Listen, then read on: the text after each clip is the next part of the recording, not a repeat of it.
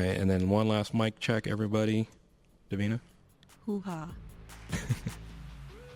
Zach? Hoo-ha was pretty imaginative. Test one, test two.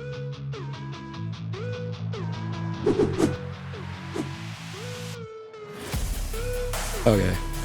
Well, welcome everybody to the third episode of the Escaping 350 podcast. I'm very excited to record with some very close friends of mine. I'm glad to have them on and share their story.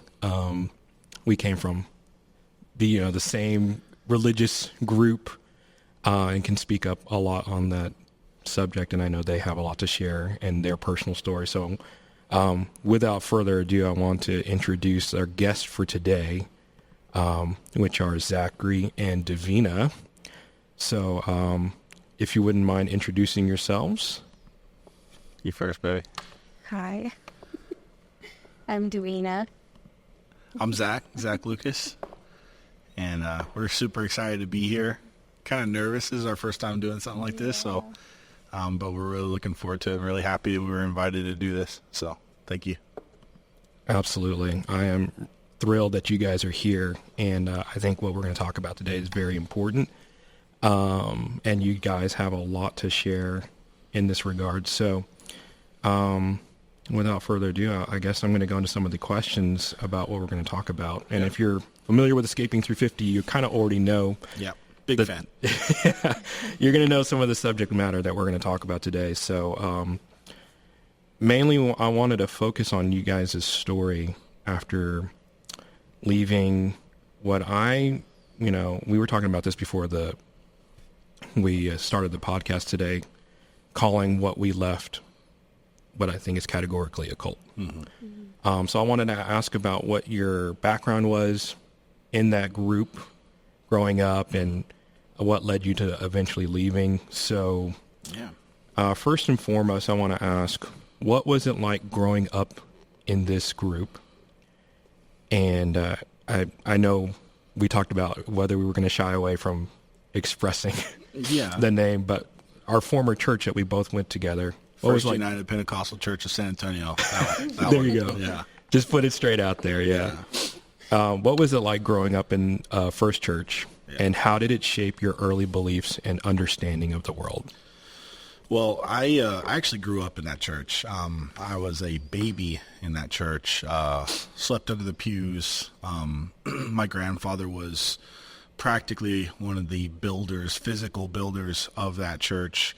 And, my family was very heavily involved in that church from its inception. Before that building was even there, they were the ones selling peanut brittle to save funds for the church and all those things. So my family were staples of that church and pillars of that church growing up. So I was there, my entire life. And then obviously my wife came and joined me at that church after we got married. In 2018. Mm-hmm. But I've been there my whole life. Grew up there, involved in the youth group. Played drums in the praise team, and sang in the choir, and did all the things. Taught Bible. Some Sunday school classes, and was involved in some children's church, and we were involved in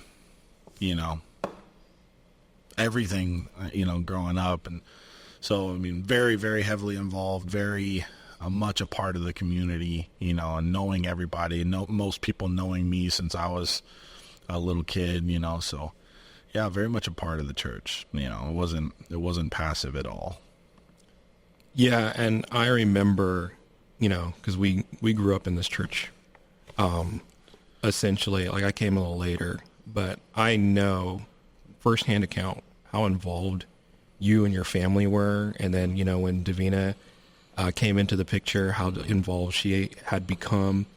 So you guys definitely, I would say, know what you're talking about as far as, being involved. I think some people look at people who have left groups like this, right, and they kind of think of them as like they're periphery people. They're the uninvolved. They're the the ones that don't believe the doctrine fully. But Exactly. I mean, would it be fair to say that you guys fully 100% were engaged in the doctrine?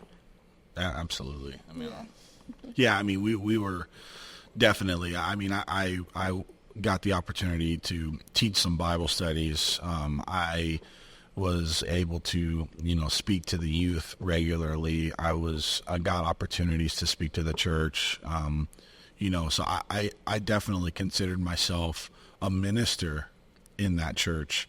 Yeah, so it was,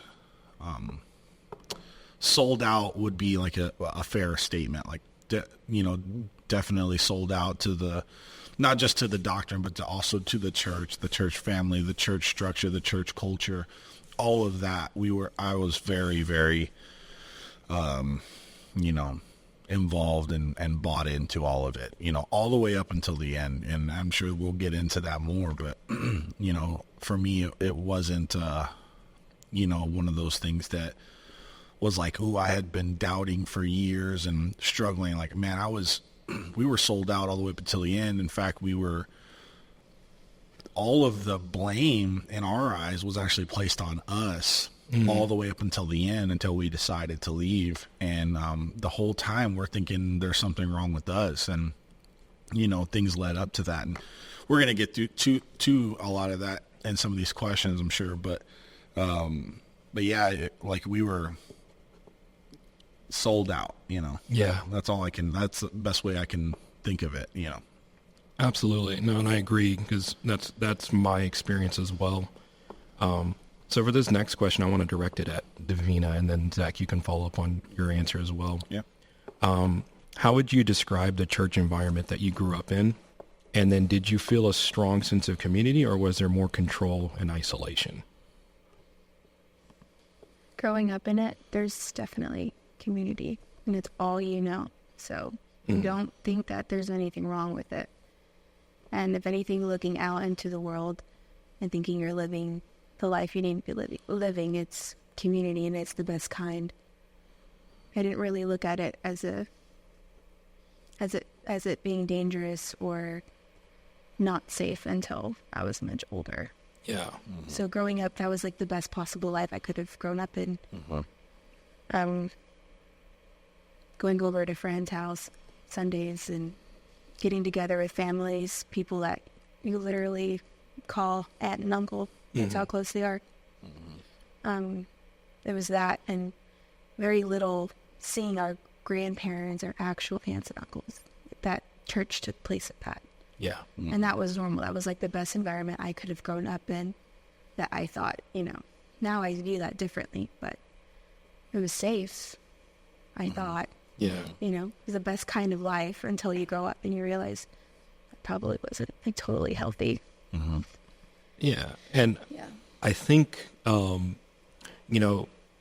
people think that, like, when we call out bad traits of cultish groups or cults, like when we came out of, they tend to think of, well, there must have been nothing good Right. about their upbringing or the community, the group. And I don't want it to be mistaken, because, me coming out on this platform and you guys coming out and speaking, sharing your story, that we view any of the people that we left as like bad people. Right.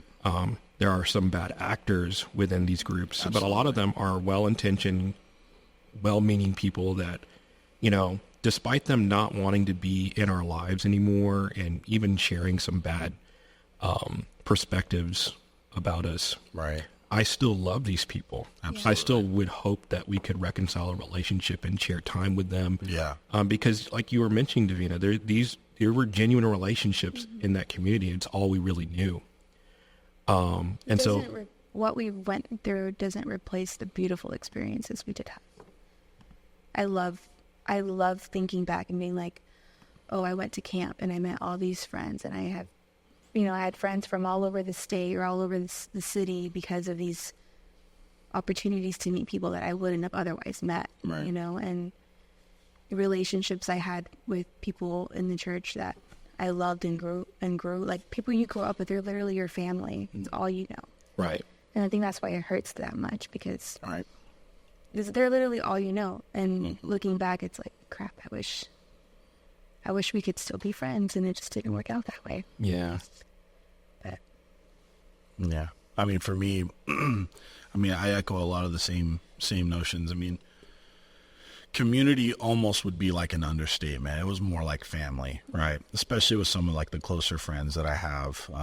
There was a handful of guys that I grew up with that I counted as close as brothers. I don't think I ever really told them that. I think it was somewhat implied. Like, I mean, these guys, I was over at their house constantly, and they were over at my house, and have memories, with some of them all the way, from like almost like toddler age, So yeah, these guys were as close as family. Community would almost be an understatement, with some of the closer friends. And then, outside of that, community was tight. It was, it felt safe, I never, and I think it's really important, like you said, to really highlight and showcase that, it's not that there's no good there at all, because that's not the case, Now I will say the environment that I'm witnessing now is not what I grew up with. Yeah. And I think that's something to highlight. They have definitely changed. Speaking specifically about First Church, they've changed, and not for the better. It's gotten far more toxic. I feel so bad for the young ones coming up, the children, the young adults, like the junior high and senior high kids. I feel so bad for them because they're being robbed of some great opportunities, just because of, their leadership, isolating them from any other potential community outside of them. So, because that's what was great, right? We got the chance to go to youth rallies and meet other kids and go to kids camp and do all those things. And those are some of like the most core memories that I have growing up, and that were just awesome, having, experiences with God and experiences with friends, meeting new people, building relationships, and the ones that you already have getting even closer because you had all these cool experiences with, your close friends. So, I think community was definitely a big part of it. In fact, that's probably the core that I can look back on and look back on fondly. And again, that's why it hurts so bad. Yeah. When we left everything. We didn't grow up building community outside of church because it was so emphasized that this is where you need to be. Don't be concerned with friends outside of church. Don't be concerned about trying to build something outside church. You have everything you need in the church.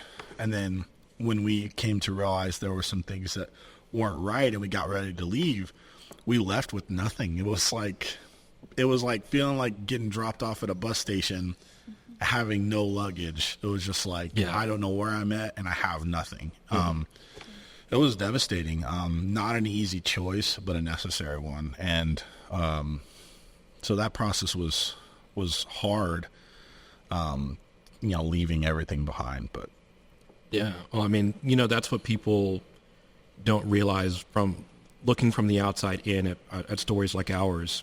When you leave these communities, like we genuinely look back at that fondly, but because of the hyper isolation, you don't get the opportunity to contrast healthy versus unhealthy behaviors. Right. And I agree with you. I think that, we might have some perspectives on the church now at this stage in our lives, but when I was growing up early in it, I think there were maybe healthier characteristics of the community, and slowly that began to erode away in favor of some of the things that they replaced it with now to enforce compliance, right? And so to me, it was more like that analogy of the boiling the frog in the pot, right? And because you're isolated, when the transition starts happening and things become more unhealthy and there's no accountability with leadership, right, it's hard for you to see that slow transition into something that becomes so toxic and abusive. Right. And so, on one end of the spectrum, your community is very what's the word I'm thinking of? Like it's contributing in a positive way to your personal life as you're growing up. But on the other end of the spectrum, it becomes almost like weaponized against you Right. when you start falling out of compliance. And that's what's dangerous about Absolutely. cultish groups like this, like the ones we left, because you were dependent upon it in your youth. And then when you needed them and, to contrast, your questions about Right. the doctrine, they turn it on you as a weapon. And you guys know the ultimate outcome of that is shunning, Right. just excommunicating former members, and which probably leads into my second question for you guys, which would be, can you recall a specific moment or a series of events that caused you to start questioning the teachings or the leader's authority? You want me to go? Yeah. Yeah. I mean, I don't know that there would be like a specific flip the switch moment. For me, it would be more a ramping up of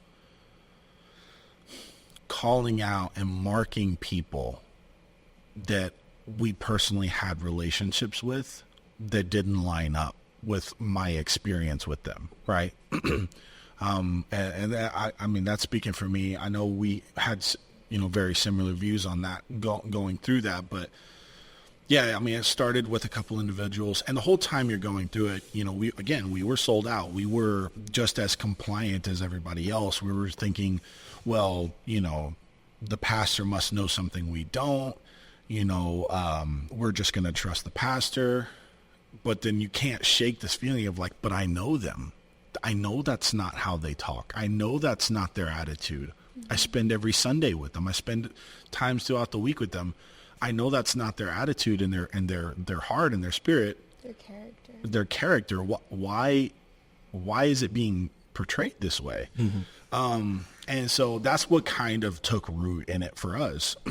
And so as we began to question that, we questioned it amongst ourselves, and the answer initially was, well, we're just doubting. We need to trust. We need to subject ourselves. So we prayed arduously to bring that under submission and be like, no, we just need to trust. We just need to trust. But it was literally we couldn't shake it. We're like, man, every single service we're going to, people are getting run through the mud, and it just didn't make sense. We're just like, why? So then eventually we grew the courage to try to set up a meeting with the pastor, James Jackson, and he just pretty much said, no, it's not, we're not going to talk about it. It's not discussable. And it was like, okay, but we just have genuine questions. And then we were like, okay, and even at that point, even for some listeners, that might sound like, oh, red flag right off the bat. But for us, again, being sold out, being the frog in the slowly warming up water, you don't see how unhealthy that is initially. So again, we go back and we pray and we try to subject ourselves, and we're trying to do all these things. And then we come to another place where now we start feeling, because of us just even asking for a meeting, then we start feeling the shift toward us.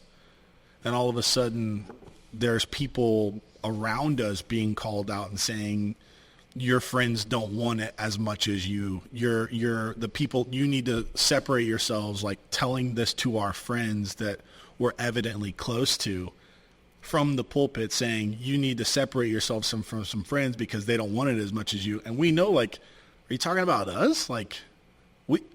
We love all these things just as much as anyone else. Yeah. So why we're still here. Yeah, and then the next thing you know, we're being ostracized while we were there before we even had any concerns. Right. Our concerns were just like, hey, we want to talk about this. We have some questions, sure, but we weren't doubting the pastor. We had questions. And then from that moment on, the fire just kept ramping up. And again, we reached out for another meeting, and essentially it was like, I'm not going to meet with you. If you want to meet with somebody, here's someone else to meet with, another person on staff. Yeah. And so we gave in. We're like, okay, like, We'll take any drip of anything. right, yeah, like we'll take the crumbs. Like if we need to talk to somebody else, that's fine. We'll do that. So we go and talk to these other people, and we're like, hey, we really feel like there's some things being directed at us. If there is, can you clarify what is it that we need to do to fix it, right? And they kind of, what's the word, gaslit us. Like, no, there's nothing wrong. And if you feel like there's something wrong, maybe it's a hard issue on your part. And it was like, man, like yet again, we're still looking at ourselves. Like we're still. But just they responded with so much pride and lies, like, Yeah. oh, I have no idea what you're talking about. Right. Like, that's not going on. I'm not sure where you're getting that. Right. But if you have an issue, you should probably shave. Yeah. Or if there's something going on, then you should probably do X, Y, and Z, and it'll all just go away. Right. So we did those things that we felt they were telling us we needed to do. Nothing changed. Right. And we, again, still trying to do our best to fall into line. We still feel being ostracized from our friends. And when I say being ostracized from our friends, I truly mean that. Like, we were sitting pews apart, and these friends that, again, the guys I grew up with wouldn't even like look at me, would avoid me in the hallway. One of which I had to corner him and be like, hey man, like what's going on? Like I'd like almost literally had to corner him to talk to him and say, hey man, what's going on? Like, well, we went on vacation, came back, Well, yeah, and they yeah. were no longer our friends. yeah, And I the mean, plans we had made were canceled, and we were like, what's going on? we had went on a small vacation, Yeah. kind of in the middle of everything, trying to kind of get away. We went and visited my parents in Montana. They were having some sort of like church event over there, and so we went and spent some time with them. And when we came back, we were kind of in a way like, maybe optimistic, I guess is the word. Coming back, we're like, okay, like we're kind of refreshed. We're gonna do anything that we can to mend any of the relationships or whatever we can to kind of really try to make this work, right? See what's going on and fix the broken part. But it was like when we got back, it was almost like it had grown worse as in our absence of only like a week or week and a half. And so when we get there, it was like people avoiding us like we're the plague while we're still there. Like we've not said anything to anyone, despite what James said after we left, and we'll get into that. We never said anything to anyone ever. Never tried to influence, never questioned anybody. It was just us, me and my wife. And then, people like, were even outside of not telling anybody anything, we struggled to talk about it amongst us because it was such a big deal. It was ingrained in our minds that if you just so think anything about, like, that came against what he was teaching or saying over the pulpit, you were going against the man of God, and God was going to get you. So, like, it was even a big deal to finally open up a little bit with my own husband about it, or vice versa. right. And the only reason we ever got there is because we would drive home from church, park in the driveway, and bawl our eyes out and just be like, why do we feel this way? Right. Why does it not feel right? And you have to talk about it, Right. you know, like, and kind of spill out all those emotions that you're not sure why they're even in you, because you're doing your best to fall in line with what the pastor is teaching, and it doesn't add up. It doesn't line up. And that was so hard to go through. And Well, that leads into my next question, which, Divina, maybe you can answer this, and then Zach can follow up on. So we discussed James and his contradictory teaching and behavior. And I know we probably could delve into that in its own subject by itself, but were you guys collectively together on this decision? Were you discussing this stuff, or was it kind of like, what was the dynamic that led up to you eventually deciding to leave together, or was it one-sided? What was that like? So before I answer that question, I did want to chime in a little bit in the previous one. When we were engaged, there was a few different people that were influential, and they would make comments about his church or the pastor there. And nothing too direct, just kind of like, well, he can, he like preaches at funerals, or he has a really bad attitude about such and such pastor or whatever. And when I would hear those things, I would kind of be like, okay, but like my husband's not like that. And like there was a few little things that people said that I could have viewed them as red flags at the time, but I was so naive. I was very naive and very optimistic to leaving the church I was currently going to and leaving the town I grew up in. Aside from absolutely loving him and wanting to marry him, of course. But when people would talk about James Jackson, it didn't concern me that much because my husband was in that. He didn't have his character. And so it wasn't like a red flag to me. And then I trusted him enough that if we were in such of a place that he would guide and protect, and that there wasn't something going on that he didn't know about. Mm-hmm. You know what I mean? Mm-hmm. So there was little things that came up, but they weren't like hardcore signs like, oh, maybe I shouldn't marry him because such and such person has an opinion about it. Like, I didn't allow other people's opinions to decide whether or not I was going to marry him and go to that church. But the same things that he said were signs that there was something wrong with James and the leadership are exactly the same. Just talking bad about people, checking all the boxes outside in your appearance and doing the church thing, but then you're awful to people. But then to answer your other question, I forgot what the question was. Like, did we come to the conclusion together, or was it one of us? I think when we finally spoke about it, like talked about it, we realized we've been feeling the same thing for about, 5 months, but we didn't tell each other. There was things I was seeing and picking up on that I didn't feel safe to communicate. Not because it wasn't safe to communicate to him, but just because it wasn't safe to talk about it and then get got. Like, God's going to get me if I even mention it. Mm-hmm. Right. There was that much fear.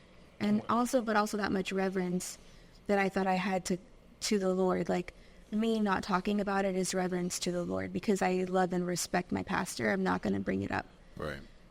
Which is not right. Like, I think when we finally started talking about stuff, it was when we would pull into the driveway after Wednesday night service, and I would just bawl into my hands and just be like, why do I feel this way? Like, it feels ugly. Like, and then every time they do tongues of interpretation, like, it doesn't even feel real.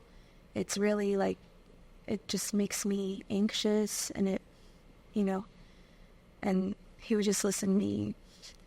And, eventually he started sharing too, like, you know what? I agree with you. I feel the same way. And I'm like, what do you do? But it was just me. Yeah.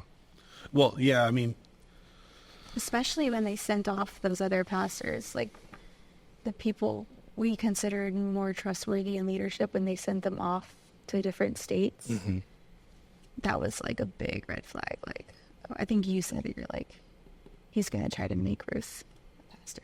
Mm-hmm. And then I was even shocked that he said it out loud. I was like, that's what I've been thinking. Yeah. It was even scary to even say out loud, though. Like, it was like, okay, is God going to strike me after saying this? Yeah, for me, definitely, I agree that we kind of both came to the same conclusion together, like separately, but at the same time, which is a beautiful thing in some regards. But then also, my personality is not to just like voice out if I have a concern all the time. I internalize things all the time. It's kind of just my So the fact that I kept it in for 6 months plus was a big deal. Which is why she didn't know how I felt about it, because it was like, if I had a concern, the last thing I wanted to do was like trip up my wife because of my concerns, right?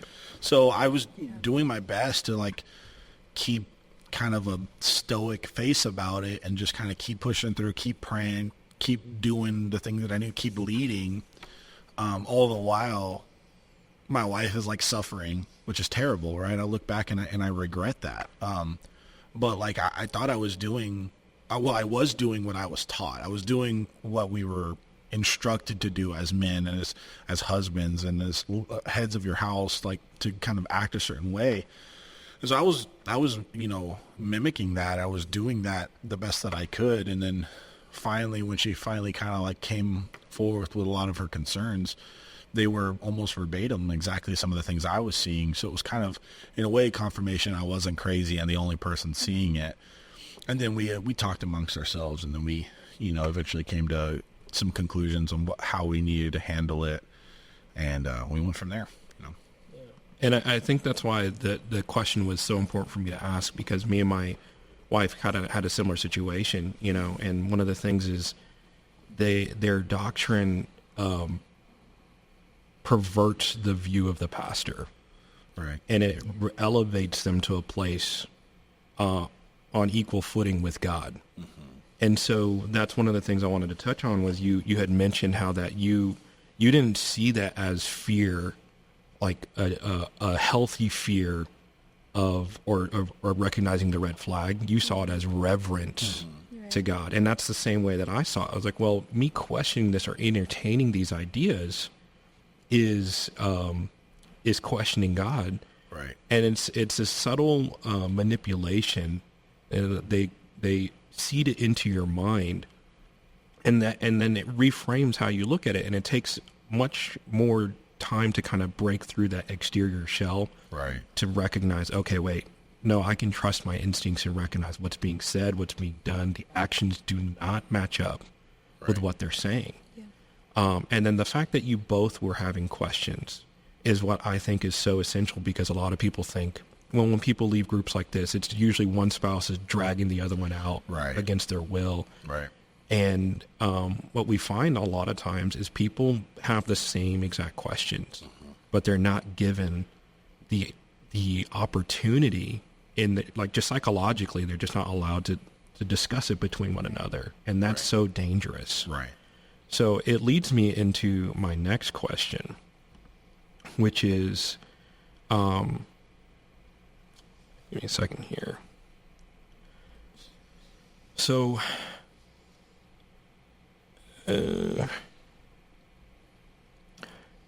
so some of the people that are listening may not be so familiar with what our beliefs and doctrines were. And we don't have to go into them in depth because there's so much content on the internet about that. But what were some things about our doctrine and some of the teachings that we heard that you found maybe were questionable, contradictory? Maybe some, like you mentioned, the tongues of interpretations. Right. Maybe you can touch on that a little bit, Zach, about maybe if that influenced you on leaving the church. Yeah. So, definitely the tongues of interpretation was a big one. I believed everything that we were taught about tongues and interpretation, pretty close up until the end there. I believed, it was this divine intervention into our service, that God was speaking through an actual mouthpiece to the congregation. And then it's kind of like it just lost its potency because of how often it was happening. That's kind of how it started for me. It was happening once or twice a service, and it was like, man, this is... At first, you're like, man, God really loves us. He's talking to us every single service. But then it turned into like, okay, well, that word kind of just sounded like God was throwing stones at a congregant. It's like, well, that didn't really make sense. But it's like, okay, it is what it is.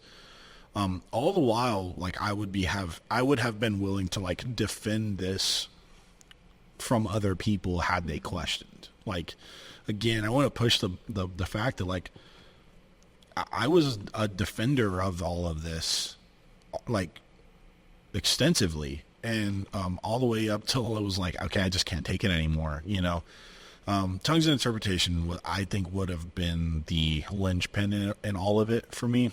But you defended it even in your doubts towards the end. Yeah, exactly. Just like because of the reverence. right, exactly. Thank you for clarifying. Like I even though I may have had my doubts, I still defended it, and hopefully that will resonate with somebody that's there now, that has their own thoughts but still be willing to defend it.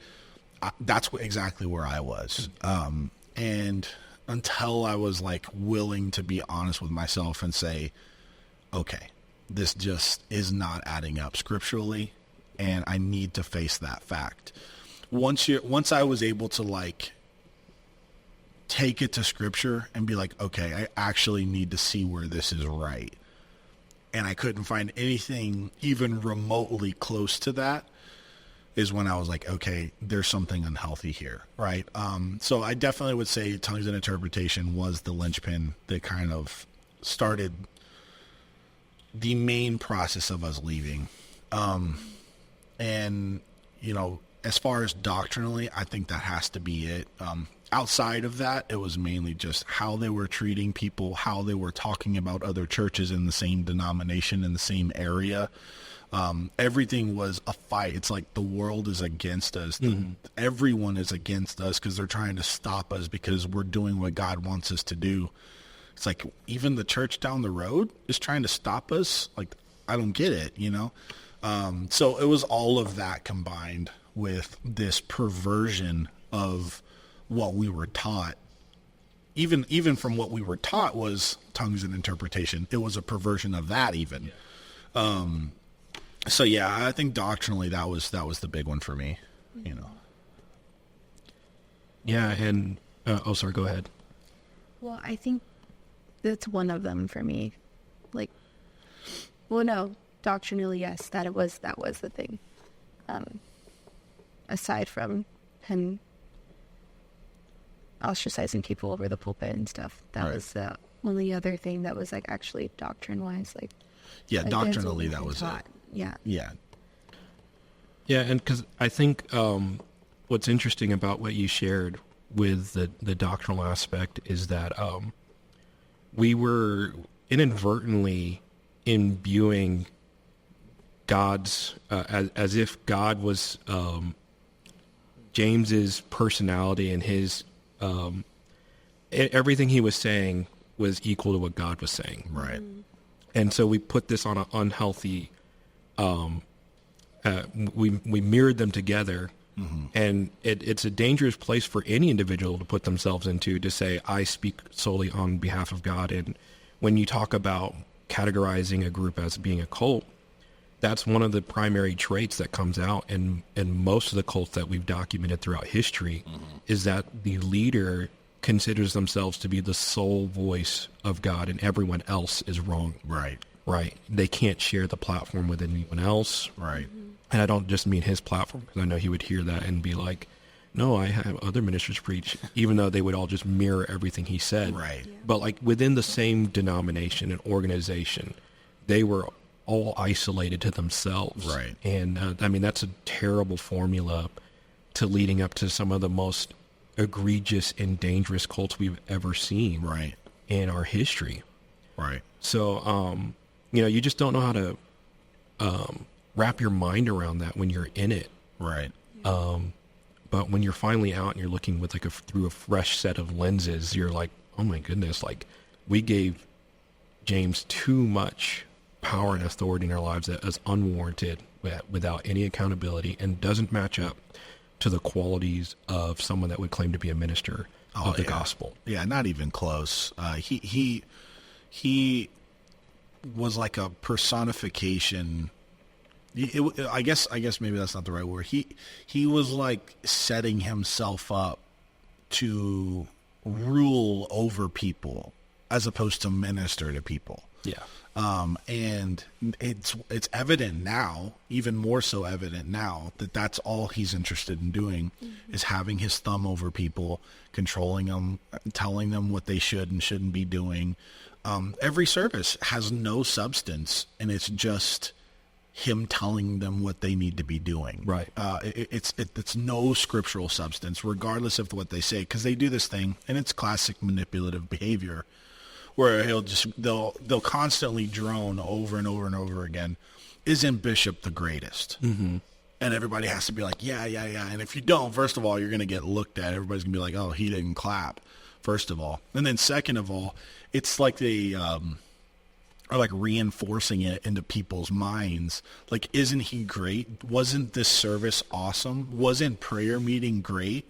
Aren't we so blessed to have this? It's like a constant reaffirming, aren't we so blessed? And I'm sure you may remember, we did the same things privately, like talking amongst ourselves as friends. We'd be like, man, we're just so blessed to be at this church. Mm-hmm. I said that multiple times, and because I believed it. Like that tactic was working. Aren't we thankful for a bishop that's going to say the truth? Right. Like, oh, thank God he's going to tell us the truth, and he loves me enough to destroy my family. Yeah. I mean, that's almost literally what they're doing. They're ripping families apart, and then we're thanking him for it. Yeah. And so it's so bizarre. Obviously, that's easy to say from the outside looking in, because we can see how crazy and polarizing it is. But when you're in it, it's difficult to see, because you're getting this confirmation over and over and over again. And then the moment that you think, like, maybe that's not the most healthy, everyone else around you is saying, aren't we so lucky? And you're like, yeah, well, okay, maybe we are. Maybe it's just me, maybe it's just me. And it's that every single service. And so for those that have had doubts, those that have had, concerns brought up in their own minds that may not be, willing to speak them out, you're not alone. It's not normal. It's not okay. It's not healthy. And I hope that, our process of telling our story can encourage some other people to know, like, we weren't the pariahs initially. Like, we got, we got, ran through the mud afterwards. Before that, we were the same people being, oh, you guys are great. You guys are, oh, aren't they great? Like, we were getting complimented from the pulpit all the way up until we weren't. Mm-hmm. So it's just a fair warning to everyone that's there right now. You may be the person he's giving you props from the pulpit now. It's just a matter of a week or two that it can flip on you. Yeah. Oh, it's even faster than that. Yeah. It's like overnight. Yeah, literally overnight. He doesn't care about you. He doesn't. He does not care. You're just working out his plan right now. Yeah. And then the moment that he feels threatened by you in any shape or form, you're going to be just another victim. Yeah. You're a victim right now. Like, Mm-hmm. Yeah. And I think what you said a bit ago, like, that exposes the lack of relationship and true love between people, that they might, if they're entertaining any kind of thought that there's something wrong with what's going on, they can't even say they have a true relationship with anybody there, because they're not safe to talk about it. Like, we would have never known even Laura were considering leaving, or it felt the same way we did, because we never talked about it. Mm-hmm. Yeah. Like, how is that love? How is that that's not a real relationship what we had when we were there. Right. There was maybe mutual love and respect to a degree, but like truly having a relationship when something is concerning and it's breaking you and it's hurting you, you talk about it. No one's doing that. Yeah. They're just gossiping with each other about anything. You know what I mean? Like, we have that now. We know what healthy relationships look like. Right. If there's something worth mentioning and there's a concern, you talk about it. You don't just like act like everything's okay. That's not real love. That's not a true relationship. And that's why I think I don't understand how people have mistreated us and ostracized us even while we were there. Because the moment I heard something about somebody that didn't line up with a character, I questioned it. Mm-hmm. I was like, I love that person and I spend time with them and I know that doesn't match and line up with who they are. Right. So that's why I had questions. And to think that someone didn't do that for me, that I thought I trusted, is like, oh, you didn't really love me and you didn't really know me then, or you just allowed this person to control your view of me, and that sucks. Yeah. Like the friends that I grew up with are the ones that hurt me the most, right? Everyone else in the periphery that was a part of the community, obviously it hurt for their opinion maybe to have changed about me, but none of them maybe would have known me intimately. Those guys that I grew up with are the ones that hurt, because they should have known better that I wasn't the person that he was talking about from the pulpit. Yeah. And it hurt at how quickly they gobbled it up. They were so eager to be like, oh, wow, okay, Zach's falling out of line. Yeah. And instead of them being like, man, that doesn't sound like Zach, it was more like they were quick to just jump in the spot and stand on my grave to get higher to get to the next rung on the ladder.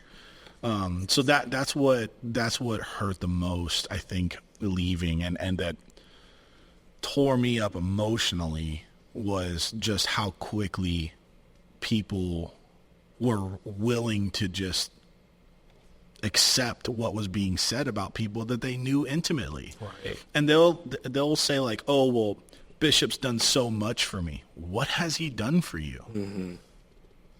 Has he thrown some money at you every once in a while? Did that to us too. Yeah. So he literally tried to buy our loyalty. And people take it. You take the money, and then the next time you're doubting, you think about the money that he gave you, and you say, well, no, he wouldn't have done that if he wasn't really looking out for us. No. Let me be the first to tell everyone that he's done that too. He's trying to buy your loyalty, and that's it. Yeah. He does not care about your well-being. He does not care about you or your family. It is strictly your loyalty. The moment he even thinks you're not loyal, you don't even have to have done anything. The moment he thinks you're not loyal, you're on the out. You're out. Yeah. And it'll happen. Your name will be the next person coming across that pulpit. And let me tell you, and I want to say this, like, for everyone to hear, he's a liar. Mm-hmm. He's a liar. He is lying to everyone that's there. Yeah. I want to say that when we left in the most loving possible way I could think of. Didn't talk to one person in the church because I didn't want to influence anybody. Did not say one bad word about him. In fact, I still defended him after we left. And then I chime into the service afterwards, and he runs us through the mud, lying about my wife and her intentions, somehow bringing up her trying to sell things, for us to make some extra cash on the side. We were innocent. And he ran us through the mud and lied. Yeah. And if you think that he wouldn't lie about you, you're wrong. Yeah. And I want anyone that can hear this to hear that and understand he lied. Everything he said about us, everything, and he's a coward. He turns off the mic, turns off the camera, and runs people through the mud without any repercussions. And let me say, that's not bravery. Mm-hmm. You're a coward. Yeah. James Jackson is a coward for turning off the mic, turning off the camera, and running his mouth from a pulpit where nobody has the ability to defend themselves. Mm-hmm. So you're not brave. You're not the man of God. And, let me just say this. No, that makes you a coward where somebody can't defend themselves. Yes. If you want to call yourself brave, let's talk man to man. And you didn't. And he said he did try. Yeah, he lied. Talked to me. Yeah, He said, I wish they would have talked to me, but they didn't want to talk to us. They didn't want to talk. They just wanted to leave and live their way. We tried multiple times. Yeah. He lied on every single aspect he talked about us. And so I'm not willing to sit quietly about that. That's why I really appreciate you giving us the opportunity to bring this up on this podcast. But yeah. He's lied before. Yeah, I mean, about others who've left, which is, and he's still doing it. Which is why we felt the way we did, and then the next thing you know, we were the ones being lied about, and then it all made sense. Yeah. So, but yeah, sorry, I got a little heated there, but hey, man. but I don't appreciate him lying about us and running us through the mud, And this has been what, I don't know, maybe, how long has it been? What, 3 years? 2 years? I don't even remember. Do you know? Well, we left shortly after you guys. And how long has it been for you guys? And we're coming up on 3 years. Okay, so it's pretty close to 3 years. Yeah. We'll call it 3. It's been 3 years. It was before our oldest turned 1.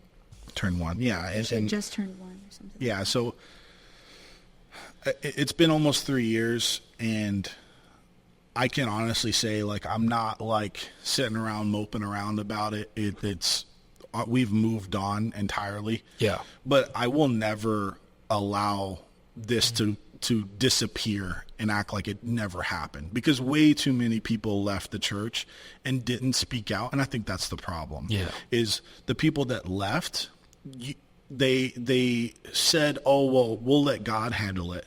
I'm sorry, but that's not good enough. Right. It's not. You have to speak out. Speak what happened to you, because you're enabling somebody that's manipulating and hurting families actively. You're just allowing it to happen by not speaking out. Yes. So that's why I love this podcast. That's why I love what you're doing. That's why I love when my wife, when she speaks out about it. I'm not a big social media person in general, so it's just not my thing. I'm more of if you want to talk to me, you can call me, you can text me, or we can talk in person, and I'll tell you everything you need to know. But I'm not a social media person. But I think it's so important. And those that have left, even recently, I think you have a responsibility to speak out about what's happened. You being quiet does not make you holy, does not make you righteous in this. It doesn't. It's your choice, and I think that's okay. If you choose that you just want to put it all behind you and disappear, fine. Like, great. But don't sit on a moral high ground and think you're doing better than those that are speaking out. Right. And I want to be clear about that.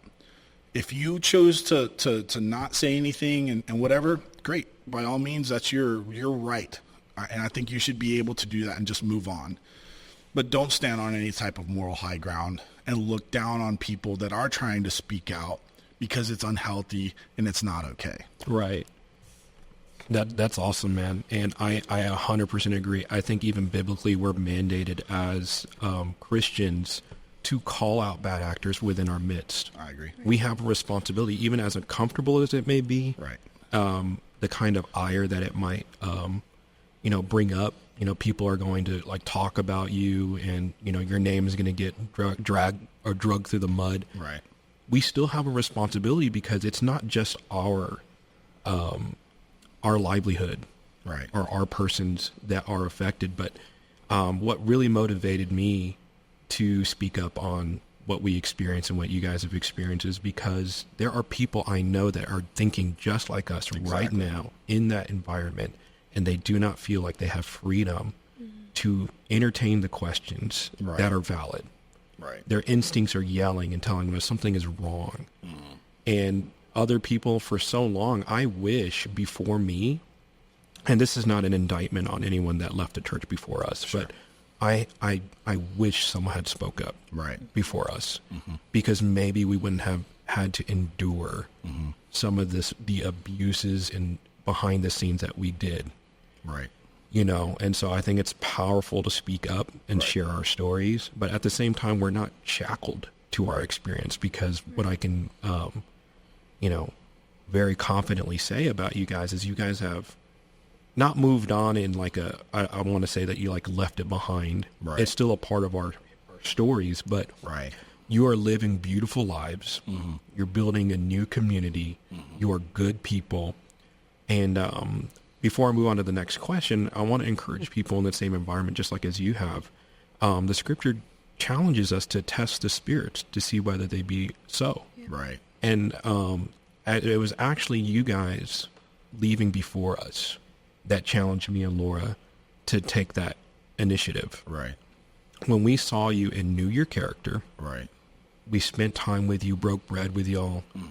And to suddenly see you guys disappear and then to say what they were saying about you, I was like, this is getting really too close to home. Right.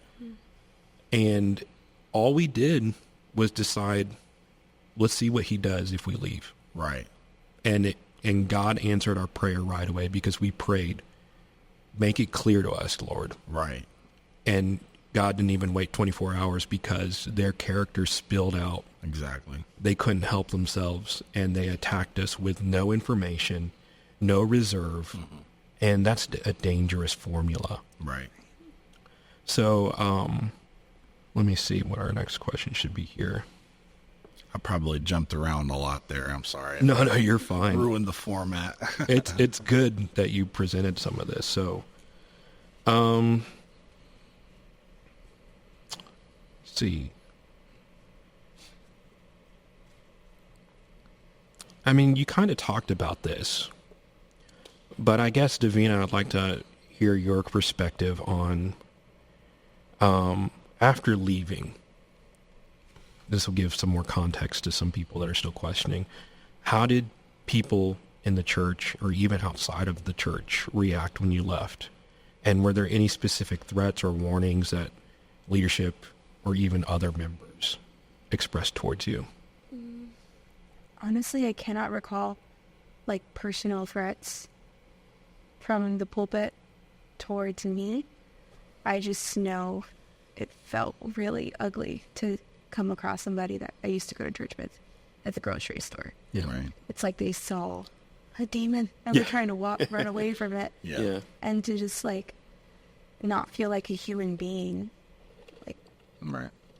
especially relationships that had already, like, for example, the people we were closest to at the time when we were still going there before they ostracized us, they kind of opened up an opportunity to maybe spend more time with other people that did not know what was going on. That they did not, when James Jackson or the leadership was saying stuff over the pulpit, they didn't think, oh, they're probably talking about Zach and Divina, because we weren't close. So there were some relationships that kind of started towards the end there.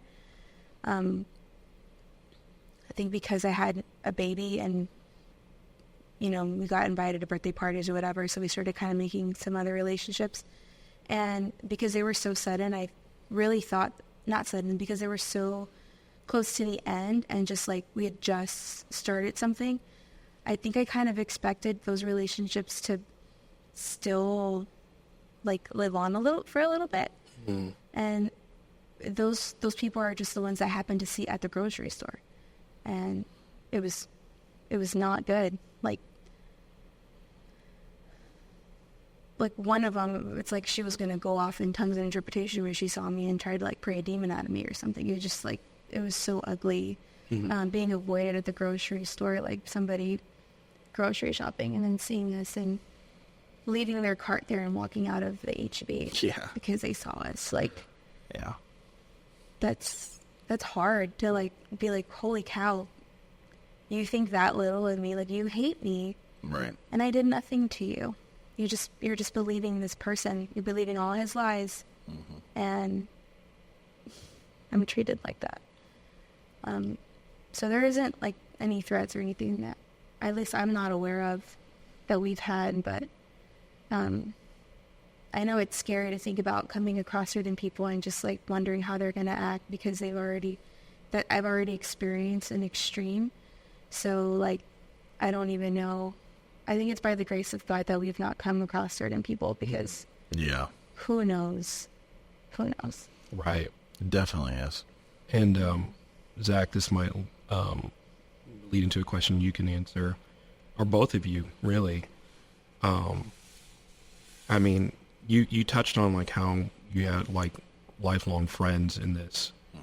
How did they treat you? Did you maintain any relationships with anyone in the church, or in just outside in the organization as a whole? Or was it like a total severance? Just So I would say with two individuals, was a complete total severance. Even while we were still there, like before we left, before all the lies came across the pulpit, they had already cut us off. There are some friends that I've maintained, but only because they themselves have also left. So we've been able to maintain some relationship. It's not near as close as it would have been, had all of this not happened, or had we stayed or whatever. But there's been a couple of friendships outside of the church. Really, nobody, let's say like at other churches, everybody was very welcoming and accepting, and understanding, which is a whole different conversation in itself, that everyone in the organization knows what's going on over there, and they all are afraid to talk about it into some regard. That's a whole nother podcast, I guess. But yeah, I mean, the people that were in the church, there's maybe one or two people that, well, really just maybe one close friend outside of yourself, and your brothers that I can still like talk to and stuff, that used to go there. But that's, again, it's only because he no longer goes there either. And I still consider him a friend, and obviously the relationships change because we don't see each other and stuff as often, and we're living two different lives now.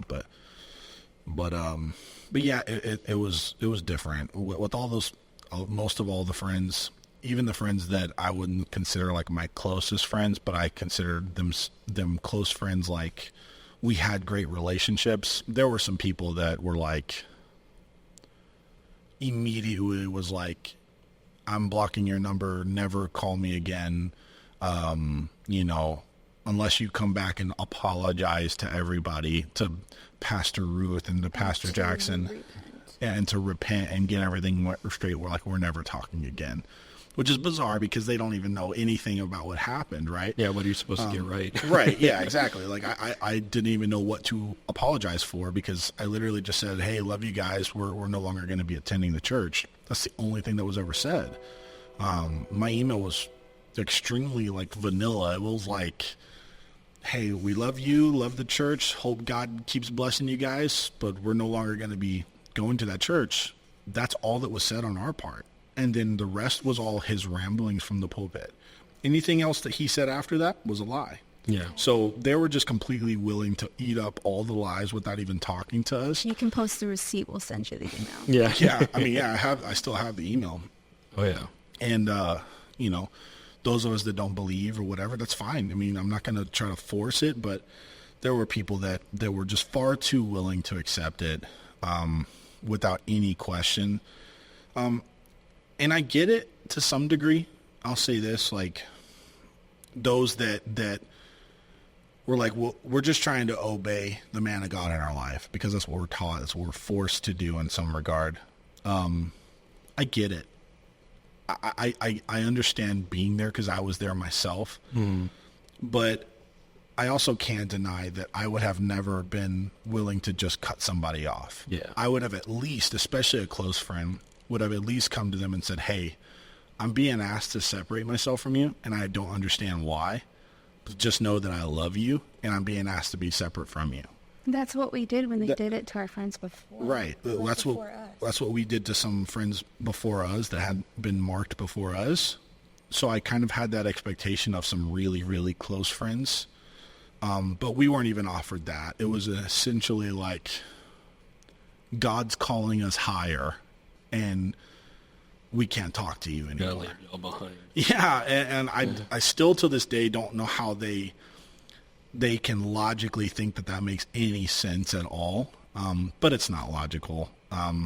But yeah, so They were in a very vulnerable place. Like, they had gone through something very traumatic and really sad, and he manipulated it. Yeah, he manipulated their trauma. He used that to his advantage. Right, saying you're only going through this trauma because God's calling you higher, and you need to separate yourself from friends Who love you and are currently being there for you. The math isn't mathing. Like, yes. We were the most supportive people we could have possibly been to them through their problem, through their trauma. But somehow it equated to us dragging them down out of their potential. And that's what the manipulation was. Yeah. And so again, they believed it, they went with it, and we lost a friendship. And to James, it has like their potential means nothing to him. Right. He's just using that to control them. Absolutely. Like it doesn't even matter. It doesn't matter what you can do for me in here. It doesn't matter what your talents are, what you think you're called to do. If I can manipulate you, I'm going to. Yeah. I don't care what you have to offer. Yeah. And not to cut you guys off, because these are excellent points. We're just like running on time. Sure. Yeah. Because we're on the last 7 minutes here, what I would like to do is give you each an opportunity to give, I guess, some words of advice to others that are considering leaving. If not just our church, but also our former church, people that are in similar situations, what would you leave them with, considering leaving a high control cultish group? You want to go first? Man, I can go if what you're thinking still. But. I mean, I have an answer, but I don't know that it's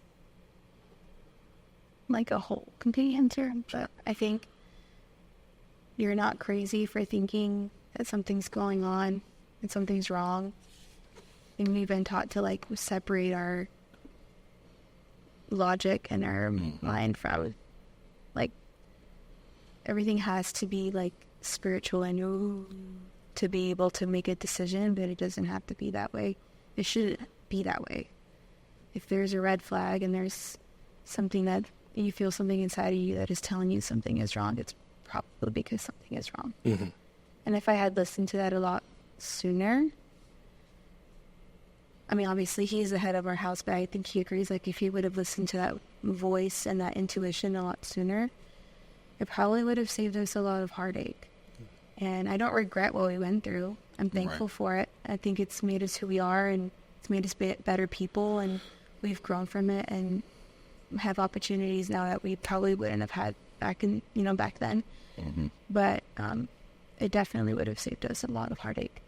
And I think just trust your intuition, and especially if you're being prayerful, and if it doesn't match up with the Word of God, there isn't, like, God isn't telling James Jackson something that isn't already in the Bible. Right, exactly. And any other false prophet or any other man of God. So if it doesn't line up with this Word and you feel eerie about it, trust your gut. 100%. It's not that hard, especially now as a mom. Like, now I have kids, and there's just some intuition that I have as a mother, and I just feel that some things aren't right, whatever. And like, usually I'm pretty right when I feel a certain way about things that matter in your child's life. And it's the same thing. Like, it's kind of, I don't know, I think it's kind of that simple. But, yeah. That's awesome. Zach, Yeah. you'll take the last few minutes here. Yeah. I think we have 4 more. Would you mind sharing? Yeah, I couldn't really say it a whole lot better than what she said. Trust your instinct. If it doesn't feel right, it's probably not right. What are they, like, where there's smoke, there's a fire, right? No matter how much, and I'm just speaking specifically about First Church here, no matter how much they want to say that God intends for you to be separate from your friends and your family, and that's somehow a healthy thing, he's wrong. When you are in an area, and it should be a red flag that he wants you to be separate from everyone else but him. If you feel that way, trust that instinct. They've recently been droning on about, don't trust your logic. It's not going to make sense to your mind. That's bananas. That makes no sense. That is not scriptural. That's not what God intended. And for those of you that know me, my number hasn't changed. If you're listening to this and you're a part of First Church right now, I know it's, you would feel like you're sinning against God to even reach out to any of us. Please do. We're not going to make you feel crazy. We're not going to make you feel stupid for still being there. In fact, if you just want to even maybe challenge some of the things that we're saying, by all means, I'm willing to have the conversation. I don't hate anyone that's still there. I love every single person that's still there. There's some people that are complicit and knowingly complicit, knowing how unhealthy it is. And those people are usually the ones that are higher up in leadership. But if you're someone that is just having questions and you don't really understand why things have gone down the way they've gone down, we're available. Me and my wife are available. I know Andrew's available. He's mentioned it before. But please reach out if you got questions. And even if we're not even going to try to convince you to leave or anything like that. But if you want to know some of the things that aren't being said from the pulpit, we have them, and we'll be honest with you, and we'll be transparent with you. But we love you, man. Thank y'all for having us on the podcast and letting us tell our side of the story, and appreciate it. Absolutely. Well, thank you guys so much for coming and sharing. I know there's probably so much more we could have talked about, and hopefully maybe I can have you guys on again and discuss a little bit more in detail. But yeah, I think your story is very powerful. It's going to resonate, I think. So again, thank you for listening in. Those of you who are tuning in and hearing the story, and feel free to reach out to the channel. I'm an open resource, but they are as well, and you know them. If you know them, you know their character and their willingness to help and love. So with that being said, thank you guys again, and hope you enjoy the rest of your day. All right, awesome.